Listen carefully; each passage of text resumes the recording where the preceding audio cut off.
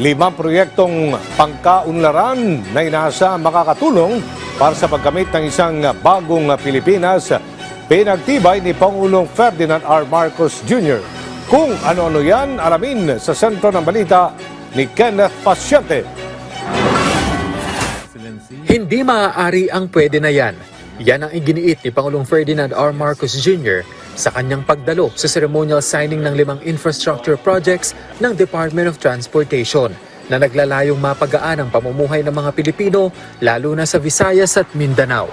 Kabilang sa mga napirmahan ang New Cebu International Container Port Project na nagkakahalaga ng 17 billion pesos na ayon sa Pangulo makatutulong para tugunan ang congestion sa Cebu Base Port. Tutugon naman anya sa traffic sa lugar ang Cebu Bus Rapid Transit Project para sa maaasahan at epesyenteng transport system sa mga Cebuano. Costing over 28 billion pesos, this modern bus network will connect key parts of Cebu City, making daily commuters easier in their commute and more comfortable.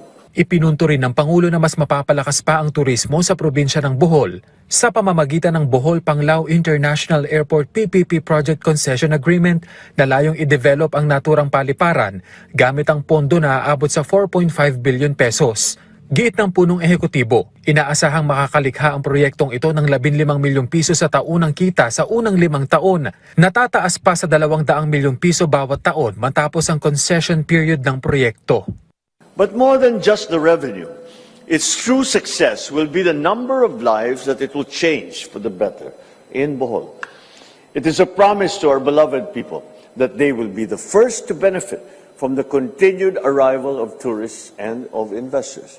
Napirmahan din ang agreement para sa New Dumaguete and New Siargao Regional Airports na ayon sa Pangulo ay tutugon naman sa limitadong connectivity ng dalawang lugar para mas maging accessible ito sa mga turista. Titiyakin naman anya ng pamahalaan na makatutugon ang bagong paliparan sa pandaigdigang pamantayan. But beyond the technical aspects, what is important is a positive change that they will bring. These projects shall allow our farmers to efficiently bring produce to new markets, tourists to discover more of the charms of these islands, and entrepreneurs to expand their businesses. Ipinunto rin ng Chief Executive na magsisilbing daan ang mga proyektong ito sa pagbubukas ng mga oportunidad lalo na ang job opportunities. Binigyang diin din ng Presidente na tuloy ang pagsisikap ng pamahalaan para maisakatuparan ng mga proyekto na malaki ang maibibigay na kaginhawaan sa mga Pilipino. These projects are not just structures. They are representative of every Filipino's dream of more comfortable travel, better opportunities, and a clearer path towards their goals and dreams. Kenneth Pasyente para sa Pambansang TV sa Bagong Pilipinas.